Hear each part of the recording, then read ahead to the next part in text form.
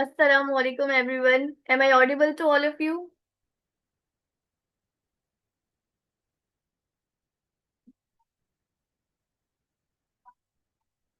Students, am I audible to all of you? क्या आप सब मुझे सुन सकते हैं?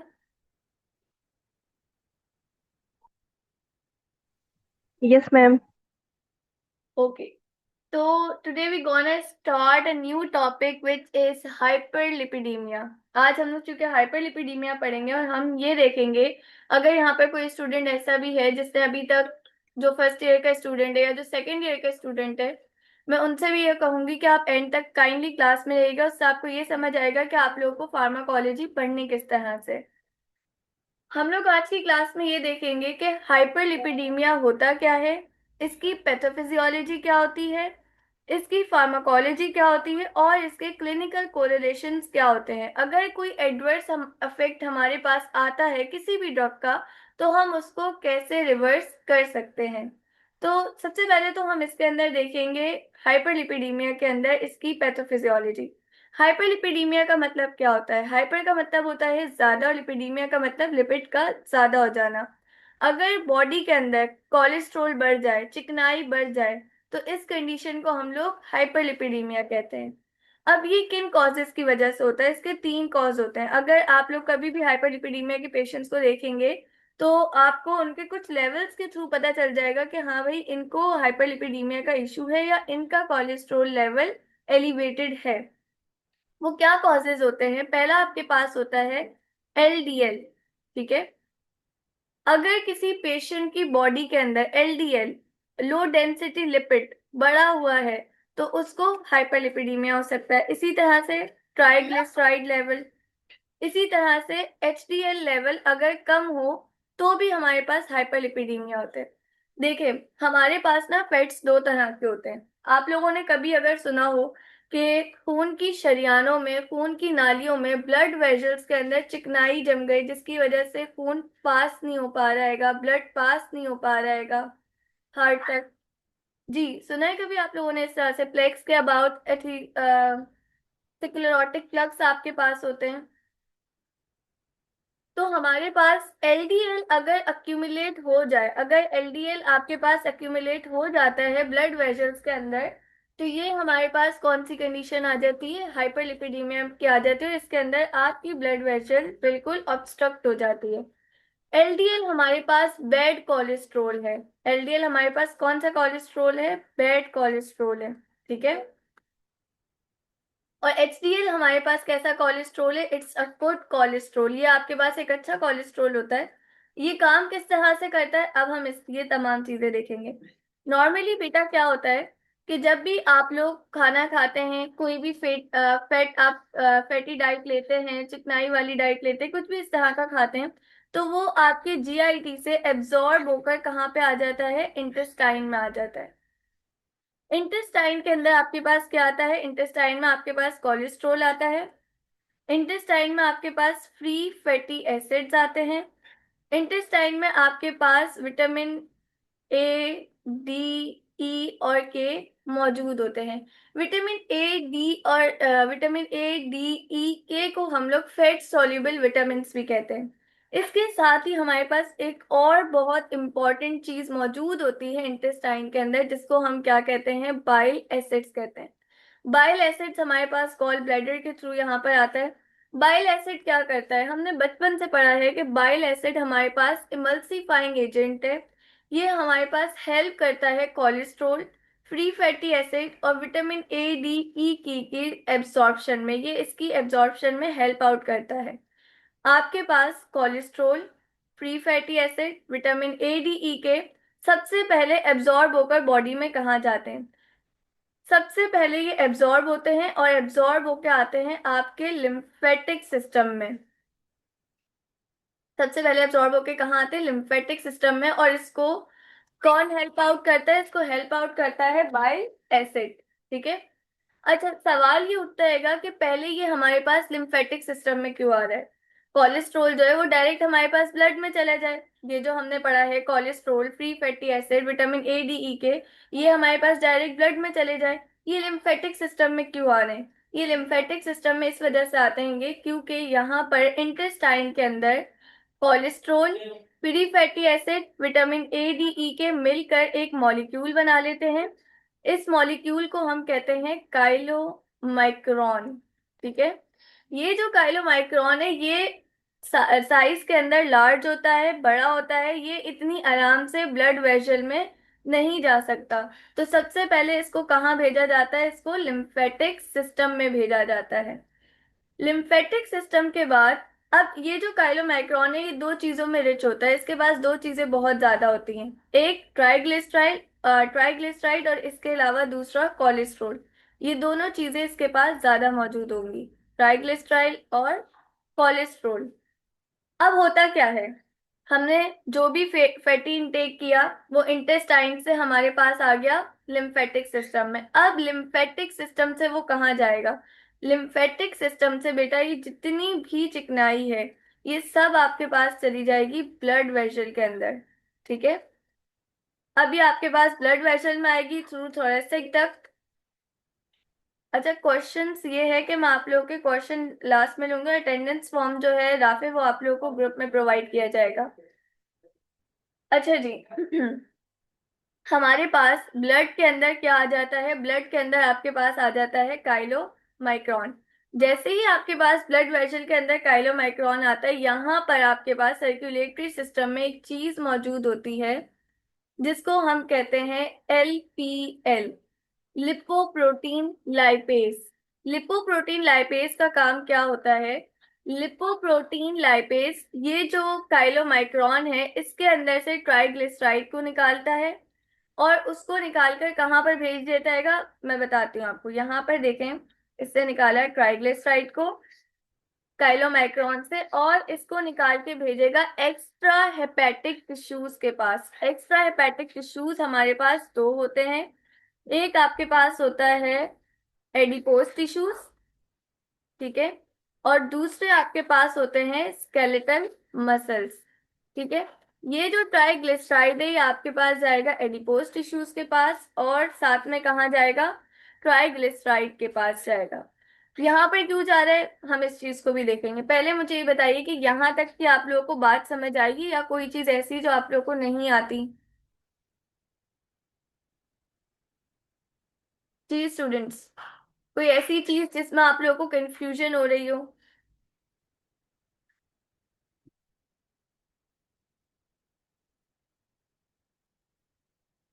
अच्छा भाई, अब हमारे पास जब ये जो काइलोमाइक्रॉन है इसके अंदर से हमने ट्राइग्लिसराइड को निकाल लिया और किसकी हेल्प से निकाला? लिपोप्रोटीन लाइपेज की हेल्प से। तो जो बचा हुआ हमारे पास मटेरियल है ना, अब जो इससे बच जाएगा इसको हम क्या कहते हैं? इसको हम कहते हैं काइलोमाइक्रॉन रेमिनेंट। काइलोमाइक्रॉन रेमिनेंट। काइलोमाइक्रॉन रेमिनेंट जो है इसके अंदर आपके पास कोलेस्ट्रॉल बढ़ा हुआ होगा। एस हमने देखा था कि हमारे पास कोलेस्ट्रॉल होता है काइलोमाइक्रॉन के पास और हमने देखा था ट्राइग्लिसराइड। लेकिन इसके अंदर से मैंने ट्राइग्लिसराइड निकाल लिया था, तो इस काइलोमाइक्रॉन रिमेनेंट के अंदर बाकियात के अंदर हमारे पास सिर्फ और सिर्फ क्या बचेगा? ट्राइग्लिसराइड बचेगा। ट्राइग्लिसराइड कम हो जाएगा। ठीक है,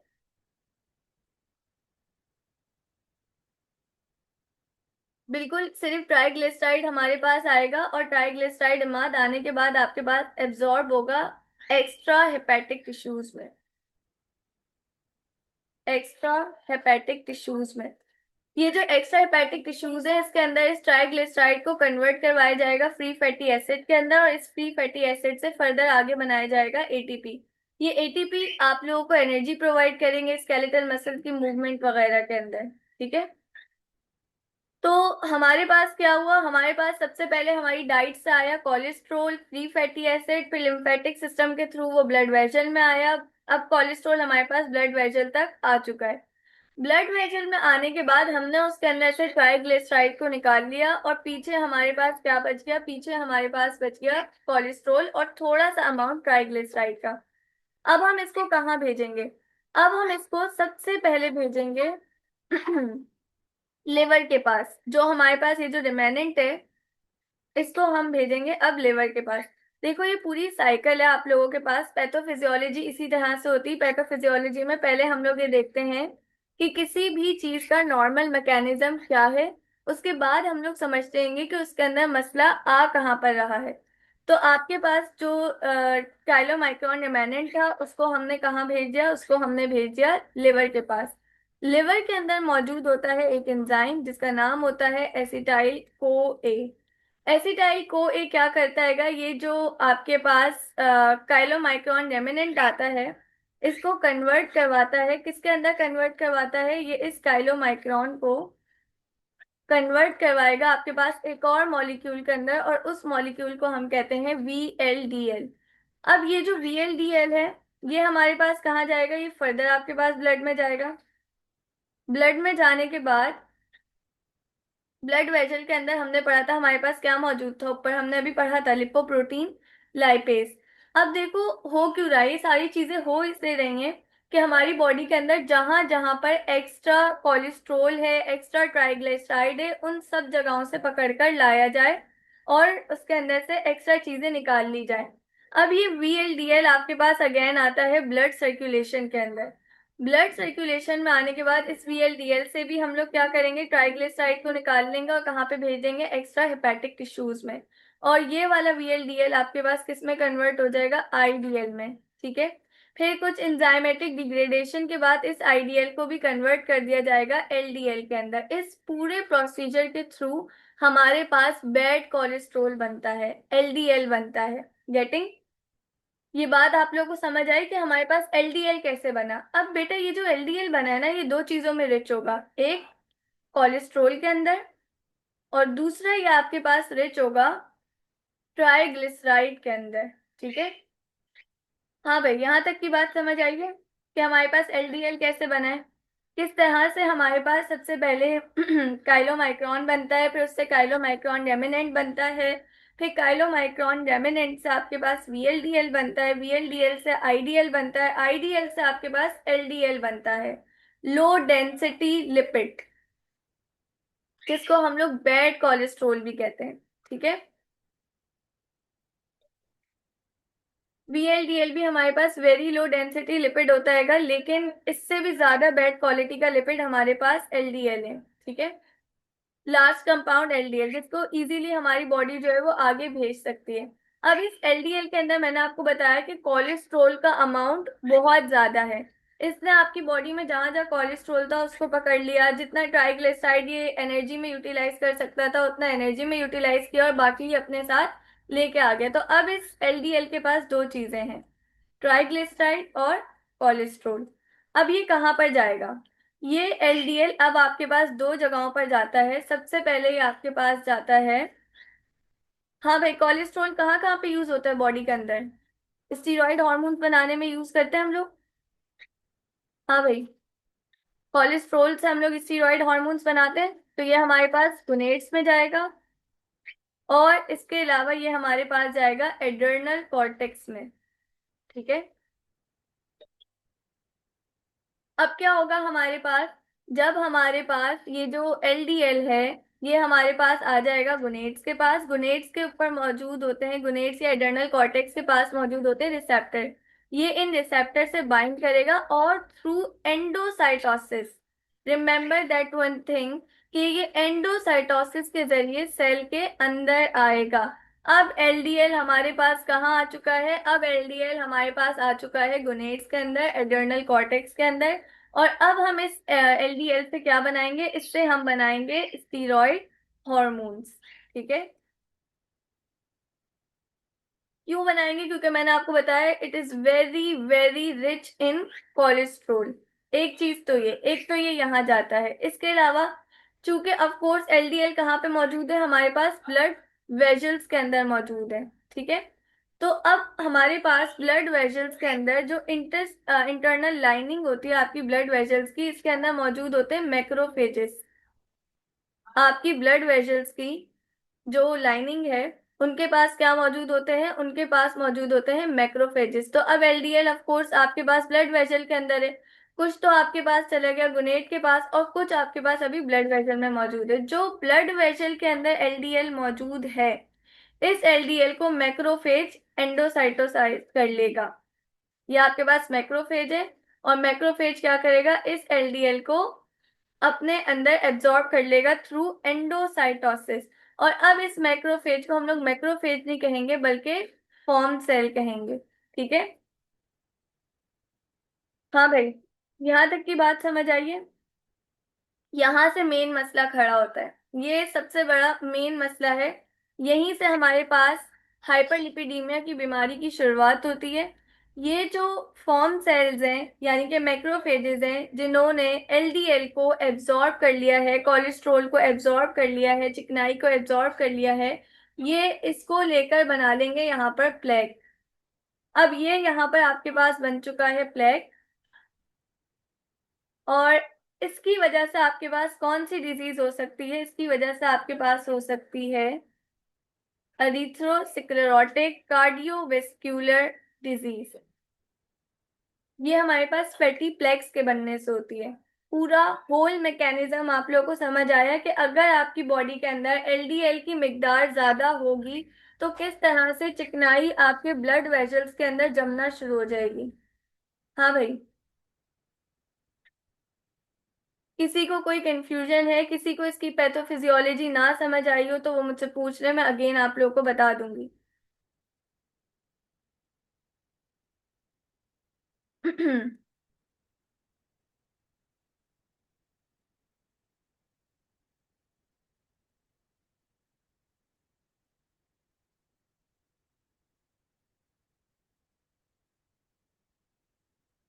एक को एक रिवीजन दे देती हूँ। अच्छा, मैं बताती हूँ अम्मा रिमूव भी कैसे होते हैं। देखो, सबसे पहले हमारे पास क्या हुआ, हम लोगों ने डाइट ली।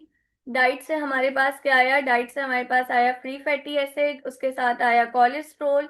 और इस कोलेस्ट्रोल को और फ्री फैटी एसिड को फैसिलिटेट किया, किसने फैसिलिटेट किया, बाइल एसिड ने फैसिलिटेट किया।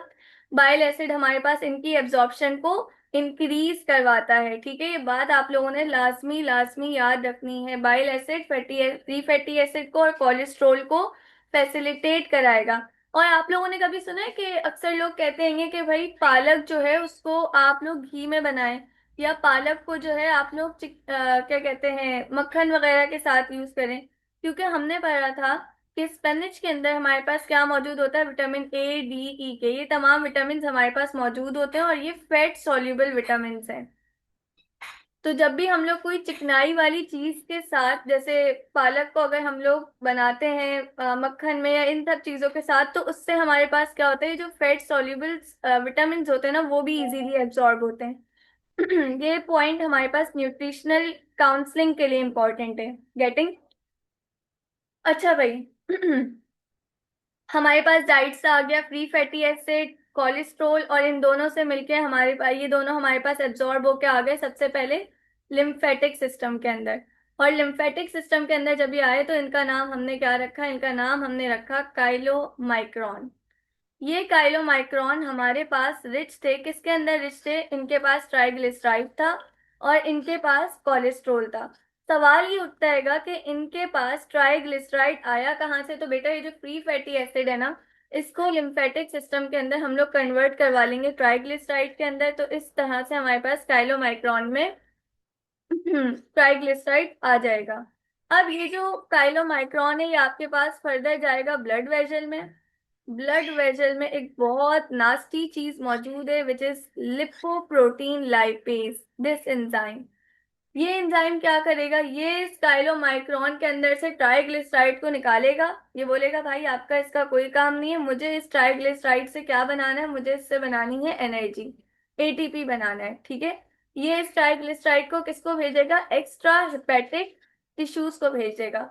अब जब इस एंजाइम ने काइलोमाइक्रॉन के अंदर से एक्स्ट्रा ट्राइग्लिसराइड निकाल लिया, तो अब हम लोग बाकियात को क्या कहेंगे, बाकियात को हम कहेंगे काइलो माइक्रोन रेमिनेंट।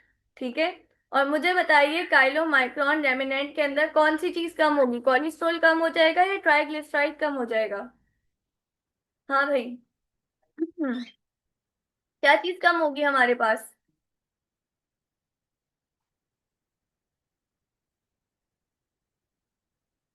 ट्राइग्लिसराइड कम होगा। वेरी गुड अमार।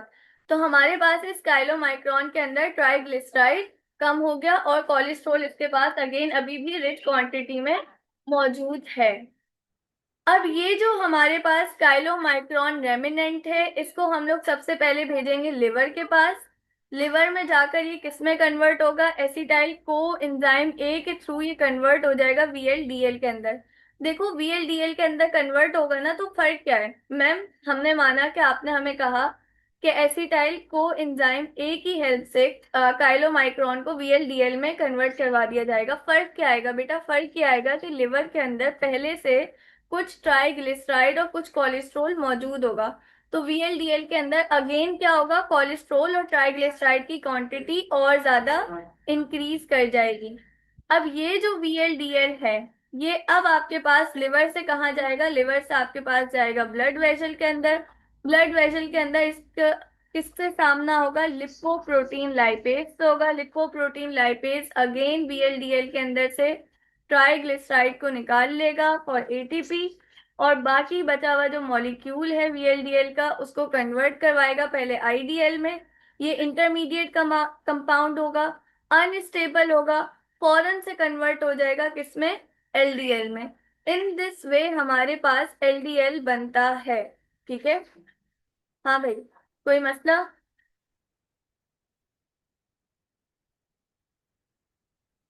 कोई मसला यहाँ तक?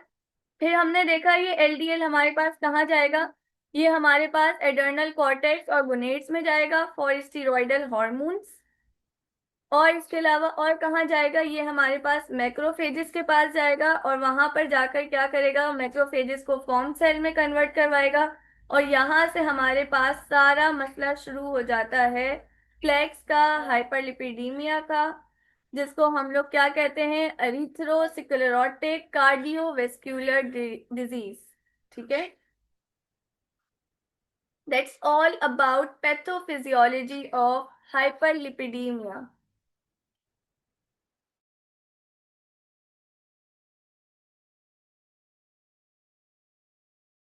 अब मेरे पास कोई पेशेंट आता है हाइपरलिपिडीमिया का, तो मुझे कैसे पता चलेगा कि उसको हाइपरलिपिडीमिया है? ये तो मैंने आप लोगों को बता दिया कि भाई हाइपरलिपिडीमिया का जो पेशेंट होगा उसके अंदर क्या क्या ज्यादा होगा, उसके अंदर भाई एलडीएल का लेवल ज्यादा होगा। ठीक है, यानी बैड कोलेस्ट्रॉल बहुत ज्यादा होगा उसकी बॉडी के अंदर। और आपने देखा बैड कोलेस्ट्रॉल क्या कर रहा था, मैक्रोफेजेस के साथ फॉर्म सेल बनाकर आपके पास कार्डियोवेस्कुलर डिजीज करवा रहा था। ठीक है, अच्छा दूसरी चीज क्या होगी, एचडीएल आपके पास कम होगा। ये गुड कोलेस्ट्रॉल होता है हमारे पास, अगर ये हमारी बॉडी में हो तो कोई मसला नहीं होता, और मैं आपको बताऊंगी कि ये बनता कैसे है। इसके अलावा आपके पास ट्राइग्लिसराइड का लेवल भी हाई होगा। अब मुझे कैसे पता चलेगा कि किसी भी पेशेंट को हाइपरलिपिडीमिया है?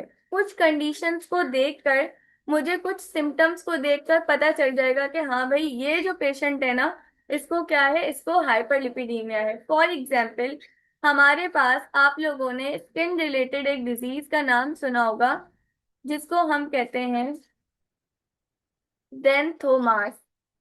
जेंथोमास क्या होता है, आप लोगों ने कभी ऐसी स्किन्स देखी हैं लोगों की जिसके ऊपर उनकी स्किन ऊपर से येलो येलो हो रही होती, बहुत ज्यादा पेल्पिलेटेड होती है, येलोइश मटेरियल उनकी आईज के पास या उनकी स्किन पर जमा हो जाता है?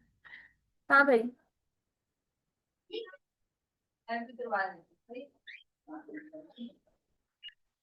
जेंथोमास बेसिकली हमारे पास क्या होता है, ये आपकी स्किन है, फॉर एग्जाम्पल आपकी स्किन के ऊपर एक बम बनेगा इस तरह से। इस बम के अंदर बहुत ज्यादा क्या फिल्ड होगा, फैट फिल्ड होगा। ये जो जख्म होता है ये फैट फिल्ड स्किन लीसन कहलाता है, और ये आपके स्किन के ऊपर बम्पी शो होता है।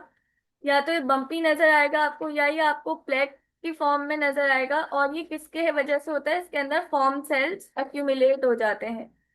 ये बात समझ आइए आप लोगों को? बिल्कुल, हाइपर कोलेस्टीमिया भी कह सकते हैं, कोलेस्ट्रॉल का लेवल हाई हो जाना।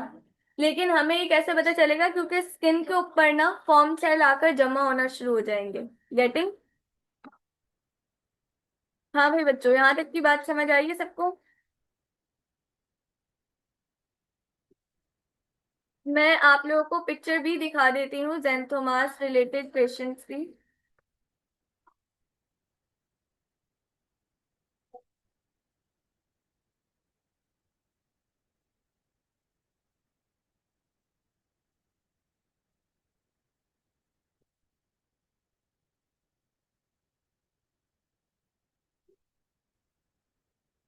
हाँ भाई, ये देखें।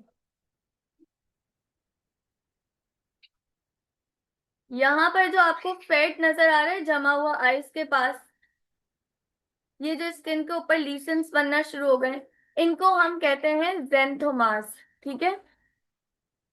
अब दो चीजें मेरी और आप लोगों ने याद करनी है। अगर आपके पास ये जो फैट है ये स्किन के ऊपर जमा होता है तो हम इसको जेंथोमास कहेंगे।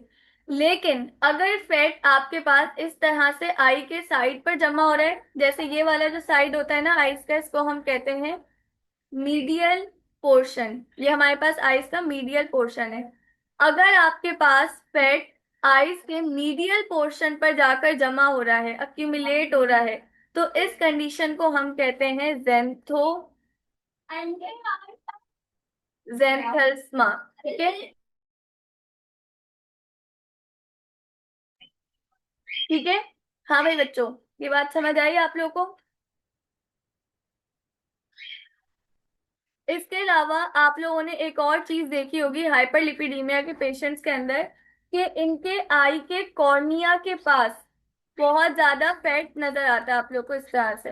इनके आईज के पास, इनके आई का जो कॉर्निया होता है ना, उसके अराउंड आपको येलोइश बम्पी कुछ नजर आता है मटेरियल। वो हमारे पास क्या होता है, फैट होता है, और इस चीज को हम लोग कहते हैं कॉर्नियल एरकस। ठीक है। इसके अंदर फैट आपके पास कहाँ जमा हो जाएगा, कॉर्निया के अराउंड जमा हो जाएगा। मैक्रोफेजेस फॉर्म सेल आपके पास कॉर्निया के अराउंड आकर जमा हो जाएंगे। ठीक है। एक तो आपको दो तीन ये कंडीशन है, इसको देख के पता चलेगा। इसके अलावा और क्या होता हैगा, हम लोग पेशेंट का एलएफटी कराते हैं। जब हम पेशेंट का एलएफटी करवाते हैं तो हमें पता चलता है कि हाँ भाई जिगर के ऊपर चर्बी बढ़ गई है, जिसको हम उर्दू में क्या कहते हैं कि जिगर पर चर्बी बढ़ गई है। और इसको हम लोग इंग्लिश में क्या कहते हैं, हेपेटिक स्टीयोटोसिस। ठीक है। यानी कि फैट की एक्यूमुलेशन किसके ऊपर हो चुकी है, लिवर पर हो चुकी है। ठीक है। जिगर की चर्बी बढ़ जाना। इसके अलावा और क्या होता है, आपके पास पेनक्रियाज होता है। ठीक है। पेनक्रियाज के अंदर ट्राइग्लिसराइड का लेवल बढ़ा हुआ आता है। कितना बढ़ा हुआ आता है, अप्रोक्स 1000 mg पर डीएल से ज्यादा बढ़ा हुआ आता है। तो इस कंडीशन को हम लोग कहते हैं पेनक्रियाइटस, जिसके अंदर आपके पास पेनक्रियास सूज जाता है। ठीक है। इसके अंदर ट्राइग्लिसराइड का लेवल इतना बढ़ जाता है। अब देखो इससे मुझे क्या पता चल रहा है, इससे मुझे ये पता चल रहा है कि अगर कोई पेशेंट मेरे पास हाइपरलिपिडीमिया का आ रहा है और मेन सिम्टम मुझे उसका पेनक्रियास रिलेटेड नजर आ रहा है, तो मैं उसको कोई ऐसी ड्रग दूंगी जिससे उसका ट्राइग्लिसराइड का लेवल लेवल कम हो जाए। ठीक है। सिम्टम से हमें हेल्प आउट होती है कि किस तरह से जो है हम लोग ड्रग को चूज कर सकते हैं। बेटा अटेंडेंस फॉर्म आप लोगों को आपके ग्रुप में प्रोवाइड किया जाएगा, व्हाट्सएप ग्रुप में। अच्छा जी, इसके अलावा मैंने आप लोगों को ब्लड वेजल का बताया कि ब्लड वेजल के अंदर आपके पास प्लेग बन जाता है, एक ये सिम्टम है आपके पास। अब देखो और क्या होता है हमारे पास, और हमारे पास ये होता है कि ये है आपका ब्रेन, फॉर एग्जाम्पल। ठीक है। ये आ चुका है ब्रेन। ब्रेन के पास से गुजरने वाली ब्लड वेसल के ऊपर बन चुका है प्लग, के अंदर बन चुका है प्लग। ठीक है। अब क्या होगा, ये आपके पास ब्रेन है, ब्रेन तक ब्लड कम पहुंचेगा क्योंकि यहाँ पर क्या हो गया, यहाँ पे प्लेग बन गया है। इसकी वजह से ये होता है, इसकी वजह से स्ट्रोक होता है। ठीक है। स्ट्रोक में क्या होता है कि आपके पास ब्रेन तक ऑक्सीजन कम पहुंचती है, ब्रेन तक न्यूट्रिएंट कम पहुंचते हैं, ब्रेन तक ग्लूकोज कम पहुंचता है, ब्रेन तक ब्लड कम पहुंचता है। तो इस कंडीशन को हम लोग कहते हैं स्ट्रोक। और इसमें क्या होता है, इसके अंदर सेल की, ब्रेन सेल्स की डेथ होना शुरू हो जाती है। ठीक है। एक ये बहुत बड़ा मसला आता है हाइपरलिपिडीमिया के अंदर, अगर आपके पास खून की जो दिमाग तक नाली जा रही है, ब्लड वेसल, उसके अंदर अगर प्लेग बन जाता है तो। ठीक है। और क्या होता है इसके अलावा, हमारे पास TIA, जिसको हम लोग कहते हैं ट्रांजिएंट इस्केमिक स्ट्रोक, या हमारे पास मिनी स्ट्रोक भी कहलाता है समटाइम्स, लेकिन ये क्योरेबल है, इतना ज्यादा क्रॉनिक नहीं होता जितना ज्यादा क्रॉनिक हमारे पास ये स्ट्रोक है। इसके अलावा और क्या होता है, CVA, इसको हम कहते हैं सेरिब्रोवेस्क्यूलर एक्सीडेंट या फिर ब्रेन अटैक। ठीक है, ये तमाम टर्मिनोलॉजीज हैं जो रिलेटेड टू ब्रेन है और आप लोग को आनी चाहिए।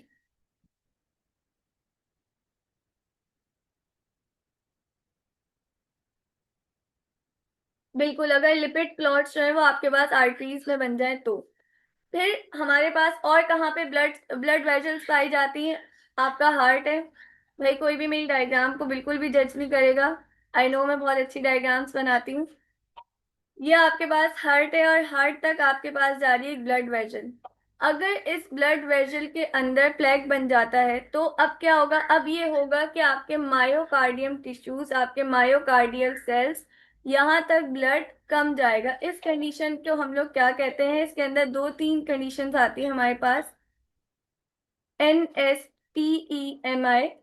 ये हमारे पास होती है non ST segment elevation myocardial infraction. इसके अंदर ये होता है कि जब मैं पेशेंट का ईसीजी करवाऊंगी तो मुझे उसके ऊपर एसटी सेगमेंट नजर नहीं आएगा।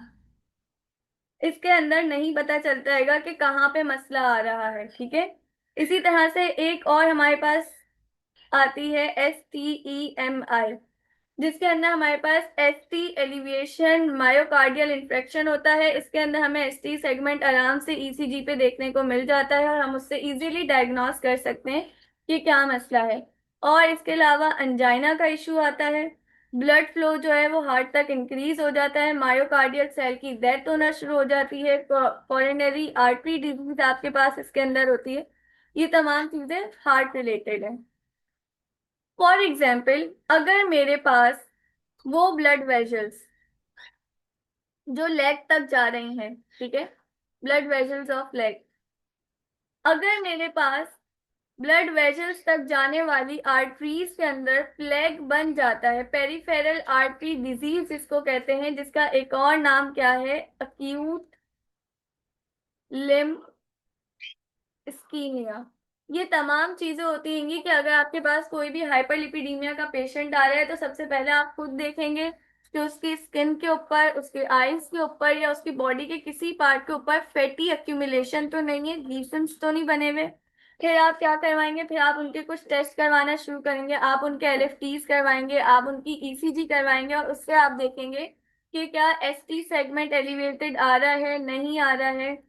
इसके अलावा आप उनसे कुछ कंडीशंस पूछेंगे कि भाई आपको आपके पाँव में दर्द होता है, नहीं होता है, या आपको कभी ऐसा फील होता है कि आपके पाँव में बिल्कुल जान नहीं है, आपके पाँव भारी हो गए।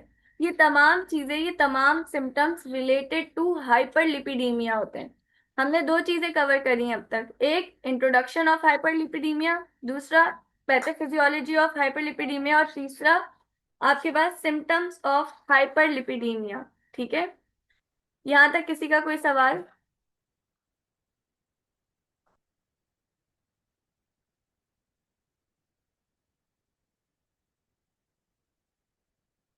ये तो डिपेंड करता है उसामा कि उनका मेन मसला क्या रहेगा। अगर लिपिड लेवल इंक्रीज नहीं है तो कोई और मसला होगा, कुछ ना कुछ तो होगा। बिना किसी रीजन के तो हार्ट अटैक आएगा नहीं। हाँ भाई, यहाँ तक किसी का कोई सवाल है तो मुझसे पूछ ले, वरना हम लोग फार्माकोलॉजी की तरफ मूव करेंगे।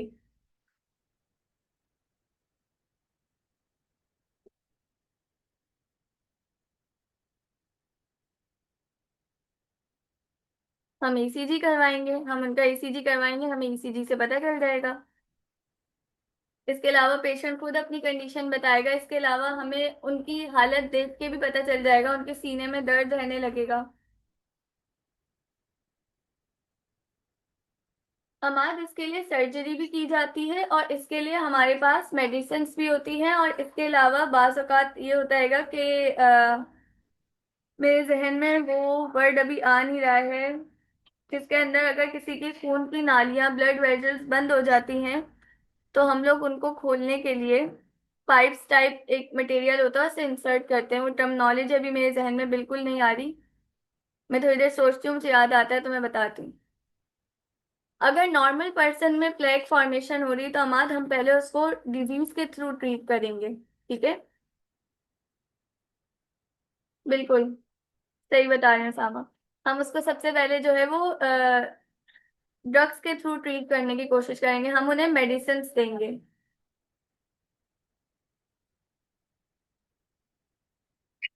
और अगर मेडिसिन से क्योर नहीं होते तो फिर उसके बाद हमें कंडीशन की सिवियरिटी पर देखना होगा कि हमें पेशेंट को किस तरफ लेकर जाना है। गेटिंग? जी अमार, समझ आ गया आपको?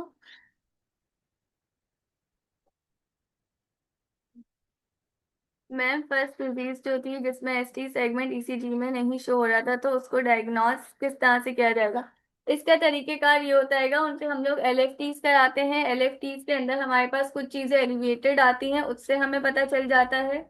जैसे कि आपके पास क्रिएटिनिन काइनेज का लेवल बढ़ा हुआ आता है और मायोग्लोबिन का लेवल बढ़ा हुआ आता है। इन तमाम चीजों की हेल्प से भी हमें पता चल जाता है इजीली, क्योंकि जब भी हमारे पास मसल्स की डेथ होना शुरू होती है तो हमारे पास एलएफटीज के अंदर क्रिएटिन काइनेज का लेवल और मायोग्लोबिन का लेवल बढ़ जाता है, जिसको अभी हम आगे देखेंगे।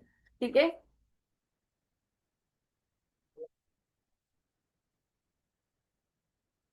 हाँ भाई, ग्राफिक समझ आ गया आपको? आप उनकी डाइट को चेंज करना शुरू करें सबसे पहले उनकी डाइट में उन चीजों की कमी लाना शुरू कर दे जिनसे फैट इंक्रीज होता है। एक्सरसाइज की तरफ लेकर आए आप उनको। बिल्कुल एग्जैक्टली, ऐसा ही है बिल्कुल हमारा। बिना ड्रग के आप ऐसे ट्रीट कर सकते हैं। लेकिन अगेन मैं यही बोलूंगी, हमें सीवियरिटी देखनी होती है कि बाज़ औक़ात हम बिना ड्रग के चल रहे होते हैं और कंडीशन इतनी सीवियर होती है कि इन द एंड फिर